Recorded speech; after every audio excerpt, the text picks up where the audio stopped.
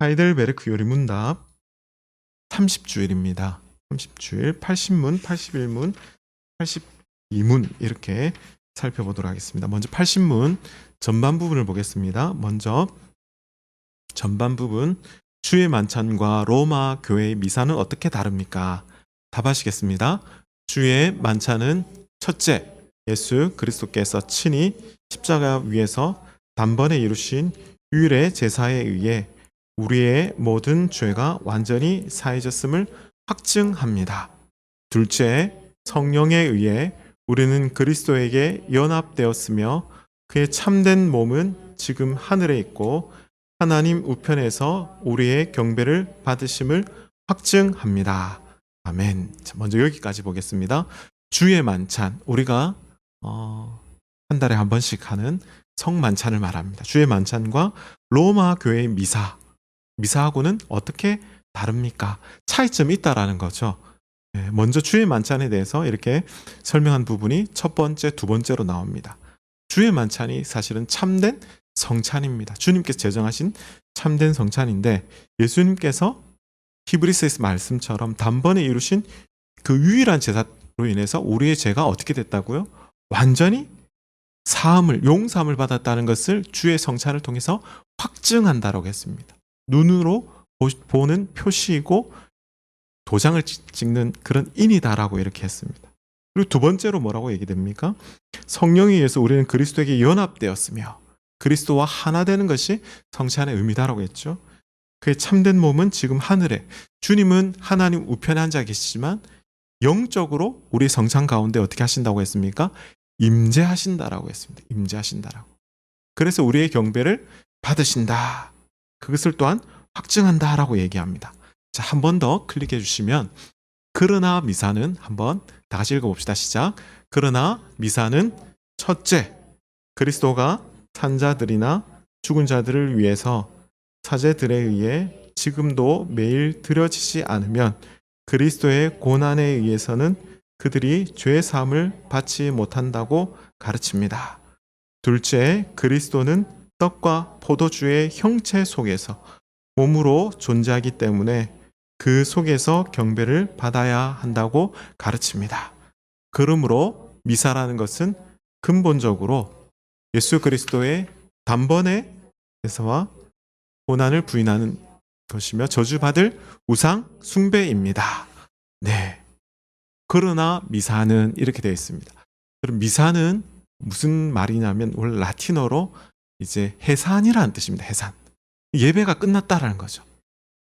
예배가 끝나고 미사는 성찬에 참여할 수 있는 사람은 정회원만 참여할 수 있다는 겁니다. 물론 세례와 입교를 받은 사람이 참여하는 건데, 주의 만찬은 참된 성찬이지만 여기 미사는 거짓된 성찬이다라고 요리문답은 그렇게 가르칩니다. 왜 그러냐면, 첫 번째로 그리스도가 산자들이나 죽은 자들을 위해서 사제들에 의해 지금도 매일 들어지지 않으면 뭐라고 얘기하면 그들이 죄사함을 받지 못한다라고 이렇게 얘기합니다. 네. 그러니까 미사는 사제들을 통해서 매주일 이렇게 드리게 되는 제사의 성격이다라는 겁니다. 한마디로. 그래서 죄용서함을 받기 위해서는 미사를 드려야 된다는 거죠. 네. 두 번째 한번 보십시오. 그리스도는 떡과 포도주의 형체 속에 몸으로 존재하기 때문에 그 속에서 경배를 받아야 한다고 가르칩니다. 기억나세요? 지난주에 로마 가톨릭은 화채설이다라고 했지 않습니까? 몸체, 몸으로 변한다. 떡과 잔 가운데 예수님의 살과 피가 실제로 그렇게 바뀐다라고 믿고 있습니다.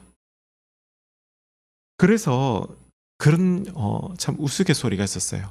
그러니까 초대 이제 그 그리스도인들은 예수님의 몸을 먹고 사람의 몸을 먹고 피를 먹는다. 이거 뭐가 비슷합니까? 식인종이라는 그런 오해를 받았습니다. 인육을 먹고 그렇게 한다라는 그런 오해까지 받았습니다. 자, 그러므로 미사라는 것은 근본적으로 예수 그리스도의, 여기 보면 단번의 제사와 고난을 어떻게 한다고요? 부인하는 행위다라는 거죠. 사제를 통해서 매주일마다 이 제사를 통해서 하나님께 제사를 올려드리는 것과 같다라고 이렇게 얘기합니다. 그래서 저주받을 우상숭배다. 상당히 과격한 표현이거든요. 사실 이게 이렇게 말을 하게 된 이유가 있습니다. 1562년도에 트리엔트 공의회라고 로마 교회에서 어떻게 했냐면 새롭게 그 프로테스탄트 개신교들이 별도로 이렇게 모임을 예배를 하고 그리고 성만찬을 이렇게 했을 때에 로마 미사를 인정하지 않는 것, 로마 미사를 부인하면은 이것은 저주받을 행위다라고 그렇게 공의회에서 확증을 했습니다. 공포를 했습니다. 공교롭게도 1563년도 이제 우리가 지금 보고 있는 사실 이 하이델베르크 요리문답이 63년도에 이제 처음 시작이 되었는데 그때 프리드리히 3세라는 이제 황제를 선출할 수 있는 이제 제후가 이 요리문답을 통해서 뭐라고 지금 얘기하고 있습니까? 반박하고 있습니까? 천주교는 한마디로 예수 그리스도의 단번에 제사와 고난을 부인하는 저주받을 우상숭배다라고 아주 강하게 지금 이렇게 반박하는 것이죠. 자, 81문을 보겠습니다. 누가 주의 상에 참여할 수 있습니까? 답하시겠습니다. 자기의 죄 때문에 자신에 대해 참으로 슬퍼하는 사람.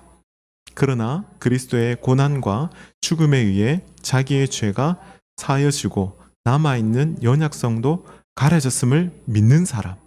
또한 자신의 믿음이 더욱 강하여지고 돌이킨 삶을 살기를 간절히 소원하는 사람이 참여할 것입니다.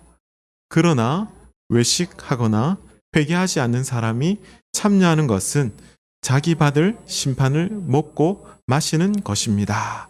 아멘.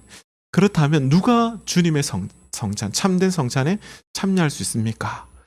저도 어릴 때에 목사님이 이제 보통 제가 출석하는 교회도 그렇게 했거든요. 이제 성찬을 한 주 앞두고 이제 광고를 합니다. 광고를 통해 다음 주에는 성찬이 이렇게 있으니까 자신을 잘 살피길 원하고 특별히 죄가 있으신 분은 성찬을 이렇게 참여하지 마십시오. 그런 얘기를 했어요. 그래서 다들 한 주간은 특별히 이렇게 조심하지 않습니까? 웬만하면 죄를 안 지으려고. 물론 참 그것도 귀하다라고 이렇게 봐지는데 우리가 여기서 자세히 봐야 될 부분이 뭐냐면 죄 있는 사람은 성찬에 참여할 수가 없습니까? 성찬의 성격이 과연 무엇이죠? 죄 용서함의 의미 아닙니까? 사실은 성찬을 보면 여기 우리가 방금 읽었지만 자기의 죄 때문에 자신에 대해서 참으로 슬퍼하는 사람, 안타까워하는 사람, 그리고 그 주님의 고난과 죽으심에 대해서 그 남아있는 연약성도 가려졌음을 또한 믿고 그리고 돌이키는 삶을 살기를 간절히 소원하는 회개하는 사람이 성찬에 참여할 수가 있는 것이죠. 여러분 성찬이 아니고선 사실은 정말 엄격히 말하면 어떻게 죄 용서함을 눈으로 이렇게 보고 확증할 수가 있을까요? 그게 바로 성찬을 통해서 그렇게 할 수 있다는 것입니다.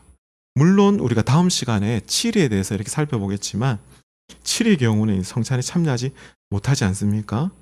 아마 이제 목사님들 그동안 이렇게 말씀하셨던 부분이 여기 그러나에 해당되는 부분이죠. 사실은 외식하거나 우리가 주중에 성경 읽으면서 외식하는 것에 대해서 밖에 나가서 왜 먹는 것에 대해서 이렇게 하나님 뭐 이렇게 싫어하시나 이렇게 둘째가 이렇게 그런 얘기를 했는데 밖에서 식사하는 걸 말하지 않고요. 여기서 외식은 참 겉으로 신앙 있는 척, 믿음 있는 척 하는 것을 말합니다. 한마디로 마음은 중심은 전혀 그렇지 않는데 겉으로 이제 표현하는 것을 말하는데 또 회개하지 않는 사람, 자기 받을 심판을 먹고 마신다라고 이렇게 얘기합니다. 여러분 사람은 알 수가 없습니다. 누가 외식하고 누가 저렇게 하나님 앞에 합당하지 않는지는 하나님만이 아시는 거죠. 자, 82문을 보겠습니다. 자신의 고백과 생활에서 믿지 않음과 경건치 않음을 드러내는 자에게도 이 성찬이 허용됩니까? 잘 안 넘어갑니까? 그래요. 죄송합니다. 제가 읽어드리겠습니다. 이게 어떻게 되냐면 이렇게 됩니다. 제가 넣는다라니 깜빡했는 것 같습니다. 아닙니다. 그렇게 되면 하나님의 언약이 더럽혀져서 하나님의 진노가 모든 회중에게 내릴 것입니다. 그러므로 그리스도와 그의 사도들의 명령에 따라 그리스도의 교회는 천국의 열쇠를 사용하여 그런 자들이 생활을 돌이킬 때까지 성찬에 제외시킬 의무가 있습니다. 여러분, 믿지 않음과 경건치 않음을 드러내는 자, 이 여전히 죄 가운데 거하는 자를 말합니다. 회개하지 않는 그런 자에게 성찬을 참여하게 한다는 것은, 이거는 주의 성찬을 더럽혀서 오히려 회중 가운데 하나님의 진노가 임한다라고 이렇게 말씀하시죠. 그래서 우리 다음 시간에 살피게 될 천국 열쇠를 통해서 성찬에 제외시킬 그런 의무가 있다라고 이렇게 말씀합니다. 우리가 다음 시간에 또 계속해서 살피도록 하겠습니다.